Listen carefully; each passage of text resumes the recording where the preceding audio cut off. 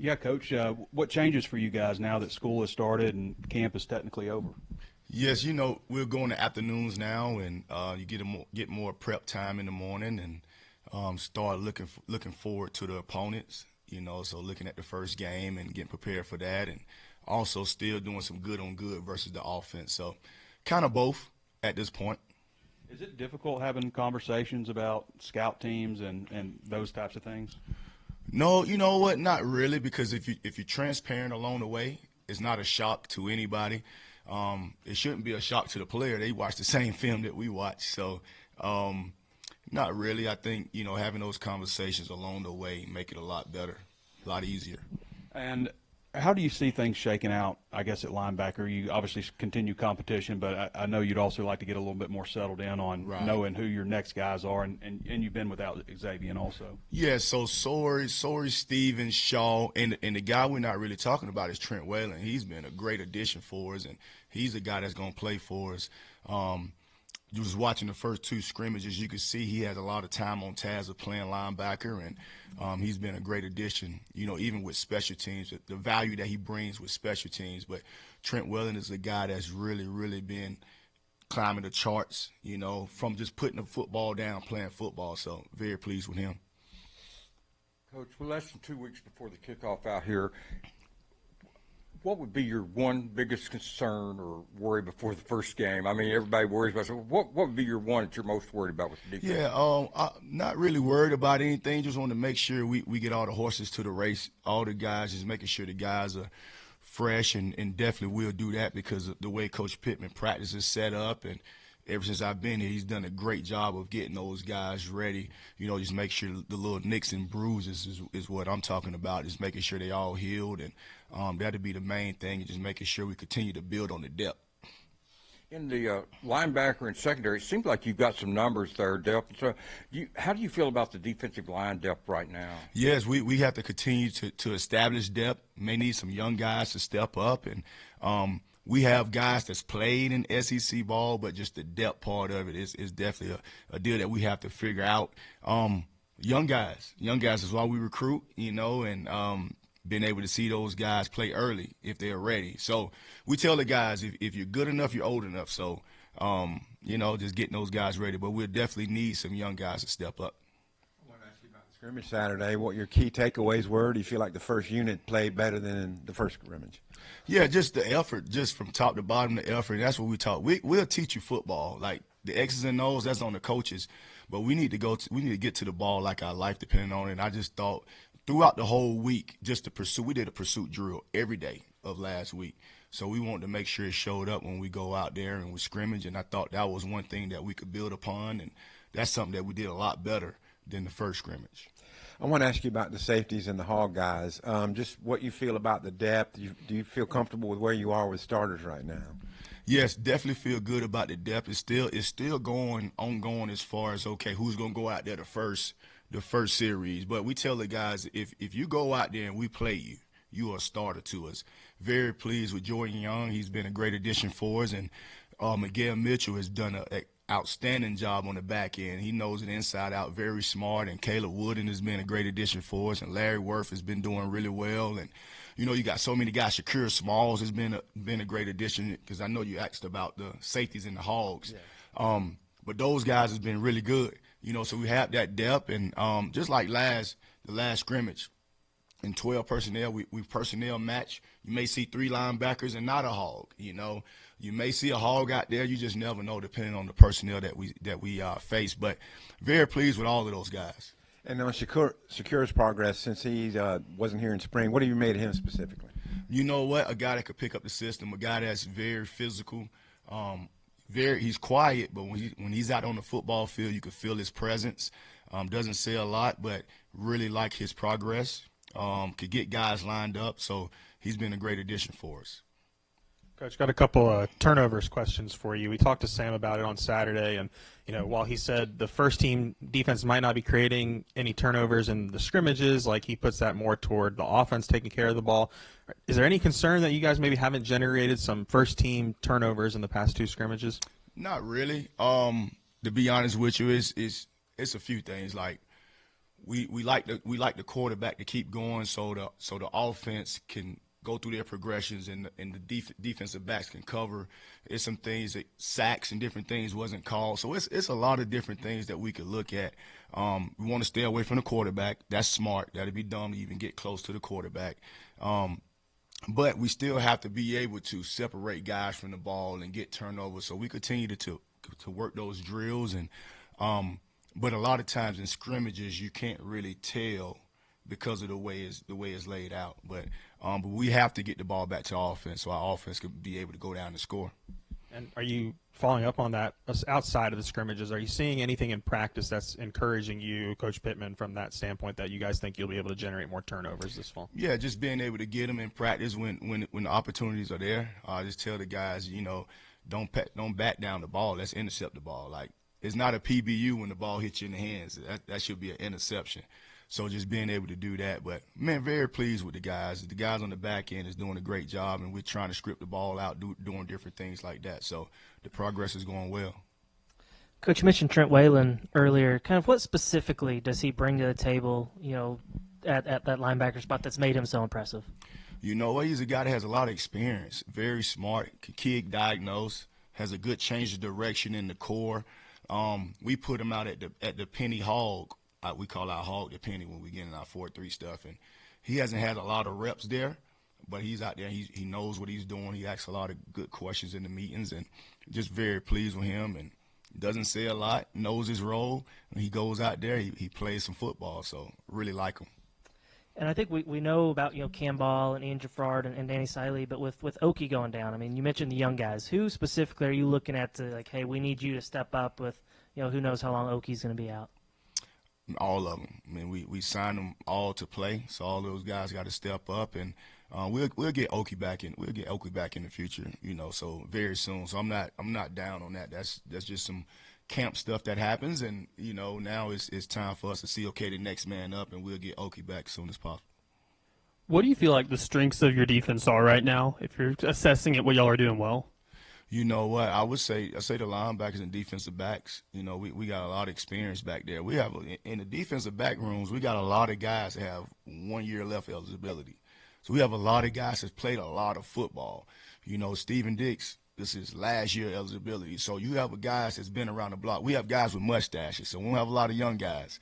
So that's a good thing. So that experience means a lot, when you get up under the lights and get to play big-time football. So we definitely going to lean on that experience.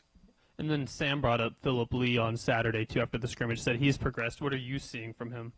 Just juice off the edge. He's understanding the system. He's another guy that's got here in the fall, in June. He got here in June and picking up the system, and we're not slowing down our install, so for him to pick it up, and he really has a really good juice off the edge for us. How well has a younger guy like Bradley Shaw embraced filling the shoes of Sorey for now? He's been great. We see him as a starter. So it's one of them deals like his time has come, his moment has come. So him to go out there and make some plays, he made some really good plays this past scrimmage, and looking for him to continue to grow, in that leadership role. He knows all three positions, very smart, good linebacker. So he's one of those three guys that we consider a starter. Even though the quarterbacks are safe in the scrimmage, who would you say had the best pass rush, best pressure? I don't know. There's a lot of guys have done some really good stuff. Like we just asked about Phillip Lee. I think he's a guy that's kind of jumped off the film a little bit. You can see that juice. You see a lot of different, even in the interior, Cam Ball and Ian Graffard is doing some. Danny Sully is doing some really good things, and then you have Boone on the other edge. So Charlie, like I could go on and on and on. Like it's guys that's really giving us that pass rush ability to get to the quarterback. There's still some chunk yardage plays in the second scrimmage. I mean, how much of a concern is that carrying over week to week? Chunk yardage with the ones, y'all didn't see any with the ones. The twos, we got to do some things. We got to fix it. We got to be in our gaps when we should be in our gaps, and when it's man to man, we got to be on our man. But no concerns. If it is, we'll get it fixed. Coach, what's the transition like going from camp stuff to the first game of the season and actually starting to scout opponents for a coordinator? Just really, you go from putting all the pieces together and figuring out, okay, who's going to be where as far as on defense. And then you start watching the opponent and you're seeing what they're doing. Okay, what do we need to do to stop what they're doing? But in the mix of that, you're trying to figure out, okay, who's going to be on the field for you, right? And then once you figure that out, okay, how are we going to stop the actual opponent that we're about to face? I'm not sure where Frank Mulipola, I don't know if I said that right, lines up and stuff, but any thoughts more about playing him inside? And also, Justice Boone's a pretty big guy. Any thoughts about while Oakie's out? Well, we got we have different packages for those guys to possibly move inside. Frank is coming along. Frank is a guy, man. He's learning football. One thing I like about Frank, his effort, 100 miles an hour. So now we got to get him lined up in different places. But he's a guy that comes with great attitude and great effort. We'll figure out where we want to put those guys right now. We haven't got far down that road yet. I think of your hog position, I think of a guy that has to do everything, but maybe a little bit more pass responsibility. And then I guess maybe the penny. Yeah. Maybe a little bit more run. Tell me what you're looking for in that position. So that hog is more pass and run. He's that nickel. And the penny is a Sam backer, pretty much. So when our penny is out there, our penny personnel is a Sam linebacker that's out there. So that's the difference between the two. And I've got a pretty good idea on the Buck, but I was wondering just if you could explain it. Yeah, Buck is an outside, your outside linebacker that can play some defensive end because we can go from our 4 down to our 3 down. A guy that can rush the passer, a guy that can drop in space. So it's a guy that has to have different type of skill set than a true just defensive end. So Coach Adams has done a great job going out and identifying those guys. So we have a room of 3 or 4 guys that can do that. That's a great question. We have you got Charlie, you got Boone, you have Philip Lee. That's 3 off the top of my head that can do it. That's I'm trying to see who else. It's another guy, but we have 3 for sure that we can put at the Buck position that could play Buck and defensive end. Tally is another one. Ken Tally is another one that could do both. That'd be the 4. Yeah, that'd be the 4 there. You mentioned going on to an opponent.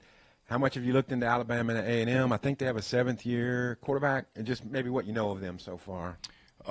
Really just started watching them this morning, just trying to get the lay of the land of who they are, and watching a lot of tape from when the coordinator was at Miles College, and just trying to figure out, okay, who they are and what they're trying to do on offense. So we just started watching them this morning, and very well coached. I know the head coach, and they'll be ready to roll. With Coach Petrino, you mentioned that let plays go on and all. That seemed like a thing. I remember him doing that here as a head coach back when he was here. Is that pretty standard in the industry to let plays keep going? Different places do different. I've been a part of both. I've been part of both, and both styles work. So I've been part of both. When on the penny position, if you do a 3 linebacker formation with the top 3 guys, Sorey, Shaw, and Dix, which one of those is maybe best suited for that type of versatile position out there? Sorey and Shaw would be the 2 that you could kind of move around. I like to keep Steven right in the middle and let him quarterback everything, get the front set, and be that enforcer in the middle. With all the versatility that you guys have of multiple positions for these guys, do you think this could be maybe the most multiple you've been as a defensive coordinator since you arrived here at Arkansas? Yeah, I could definitely say that because you got more toys to play with. As long as we can keep everybody healthy, it'll be a good thing. So yes, we definitely have more depth to do more there. You mentioned Steven being kind of the quarterback of the defense. I guess he has the green dot on his helmet. Who else, if he's not in the game, who would be the next guy with the? We haven't really. We kind of toured around with 2 different ways of doing it. It's been Steven, it's been Shaw, it's been Larry, it's been Miguel, it's been Caleb. So we don't know if it's going to be the linebacker. We don't know if it's going to be the safeties that's going to be able to control it. Just talking to a few of my buddies, especially in the NFL, some of them put it on the safeties. At least they can get everything lined up so now the ball's not thrown over your head type of deal. So whoever it is going to have to communicate. So we're still figuring that out. And I wanted to ask you about an offensive guy. Mike Washington is a guy that we've heard make a lot of plays. Just game planning against him in practice. Kind of what are the challenges of defending him? Yeah, we don't game plan in practice, but I can tell you this: he's a good football player. Man, he has speed, he has size. He doesn't say a word. Come to work, he goes to practice. He's been a really, really good get for us, and Coach Kobe Smith has done a really good job identifying him. And man, he's a good football player. He really is. I don't think we've talked that much about Charlie Collins in here throughout camp, but just what strides do you feel like he's made since his freshman year, and how do you kind of see his role? Yeah, he's getting better and better. He's a guy you can coach hard. Charlie is a guy you can coach hard. He'll come back to work the next day and try to correct whatever you're trying to fix. Plays hard. He's trying to do exactly what Coach Adams asked him to do. Man, I'm very pleased with Charlie. Fernando Carmona was saying that the defense had a lot of energy in the scrimmage, kind of taking the place of the offense from the first scrimmage. How do you see that build up throughout the week? Yeah, I think, man, we all a team. You know what I'm saying? So I don't know about the offense energy, defensive energy. It's the Razorbacks energy, you know. So I just think Coach Pittman, he talks about that a lot. A team having the energy, offensively, defensively, special teams. I don't think it's an offense versus defense type of deal. We all want to go out there and perform, but we want the Razorbacks to look good, you know what I'm saying, all together, if that makes sense. Hey, Coach. I'm curious for you personally, year one to now, what are some of the biggest differences for you just comfort-wise going through fall camp? Yeah, just being able, having a little bit more depth, you know, we'll be able to do a little bit more. We'll be able to deny the ball more, playing a little bit more man. You know, we want to deny the ball as much as we can, you know, so we have the pieces in the back to do that, and also being able to play our zone as well. But we want to be able to shorten those windows, the throw-in windows for the quarterback, and being aggressive. I mean, that's who I am. You know, I'm naturally an aggressive person, but you have to be able to adjust to your personnel, right? So I thought we did well with that the first 2 years, and now that we go in the portal and we kind of identify the talent that we need, we better do some different things. I know we've asked you about it a lot, but just how much going through fall camp in year three does the staff continuity that you have help? Man, it's so good. And, I mean, it's going to year three. You got Coach Woodson and Coach Adams. This is our third year together. We know each other inside out. And a lot of people don't understand our analysts and GAs are a big part of that as well. You know, now this is Coach Perry's first year with us, but, man, he's a pro. He's been on the NFL level. You know, he understands what we're about and what we're trying to get accomplished. And the first thing is about the players. And see, a lot of coaches get caught up and think it's about them. It's about the players. We're here for the players, and we got to put those guys in the best position to be successful. So no egos in our room. Whatever was best for the Razorbacks and was best for the players is what we're going to do.